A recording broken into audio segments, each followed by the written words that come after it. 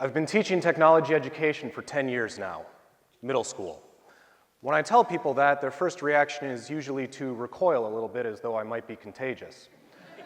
The second thing they do is commend my bravery, and then they ask how I can deal with middle school students.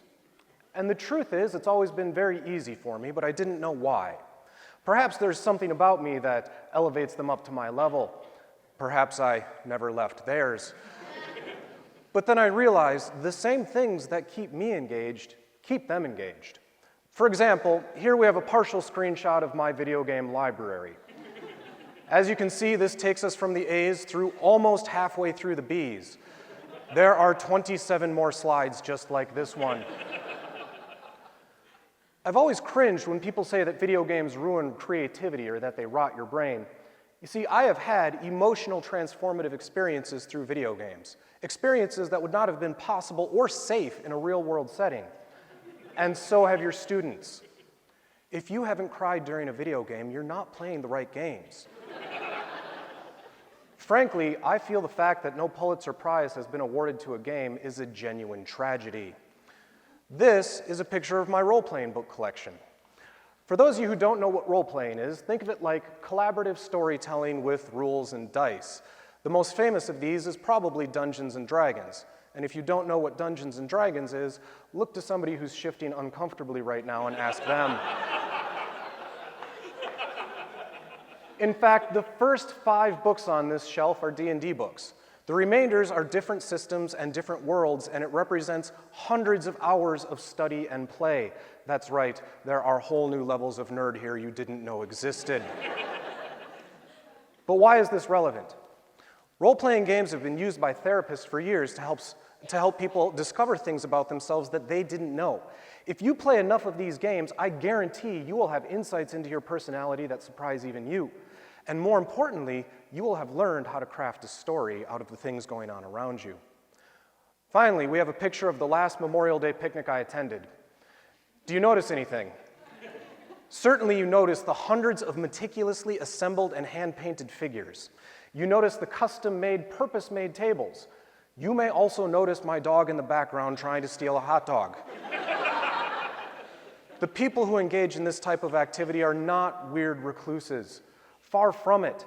They are social creatures. They have learned to assign literally hundreds of statistics to hundreds of figures and arrange them in concert towards a final goal. They are managers of the highest level. So as a teacher, why do I have an interest in games? I created a class called Technology of the Future. In it, my students would study emerging technology, that is, things that exist but are not in wide use yet. This meant that we were unable to actually build this technology. I would have really liked to have built a powered exoskeleton with my 13-year-olds, but I thought that was a tad ambitious.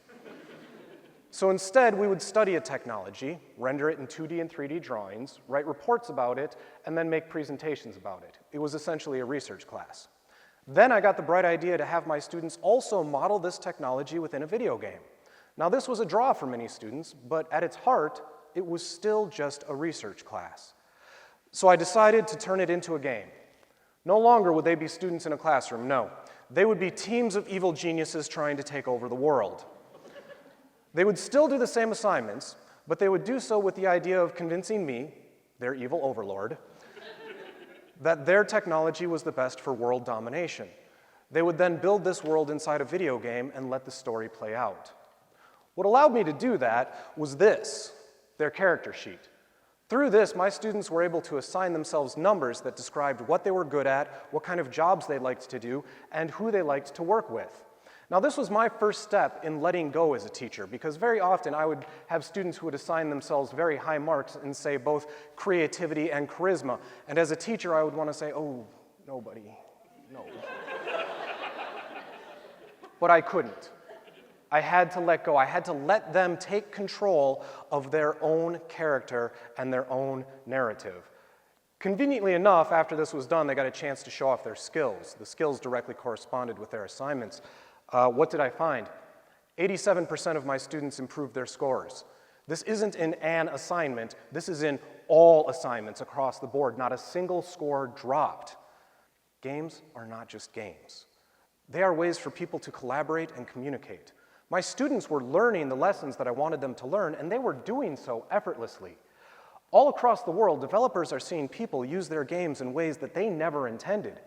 I have seen full working computers with logic circuits rendered within multiple video games. I have seen the mapping of entire continents in role-playing games. I have seen the retelling of old stories and the creation of new ones. Games are not just games. They are tools. And as a tech ed teacher, who am I to deny the student the use of tools? So I propose that we let this start seeping into our life more and more. In fact, I bet you're already playing the game, aren't you? You don't think so? Do you have a punch card that gives you the 10th coffee free? Do you collect frequent flyer miles? Now, you could argue that these are actual benefits with monetary rewards, and you would be right if you have learned to game the system. Now, replace miles with points and coffee with power-ups, and you're going to start seeing what I'm talking about. What this does is it lets us see a new narrative. There's a term in gaming called grinding. Grinding refers to a tedious task that you have to do over and over again for minimal reward. Most of you would call this going to work. The problem is that more and more students see less and less value in this type of grind. They need some kind of reward. No longer is the reward a job well done. Maybe it's the paycheck, maybe it's your 10th coffee or your extra miles. But increasingly, it is the engagement itself. So what are the next steps here? I need you to go play. I need you to go get emotionally invested in a video game where writers have spent time and energy crafting a story. I need you to go down to your local game shop and watch two people wage a virtual battle with armies that are bigger than some in the field today. I need you to find somebody who will let you roll dice and role play with them.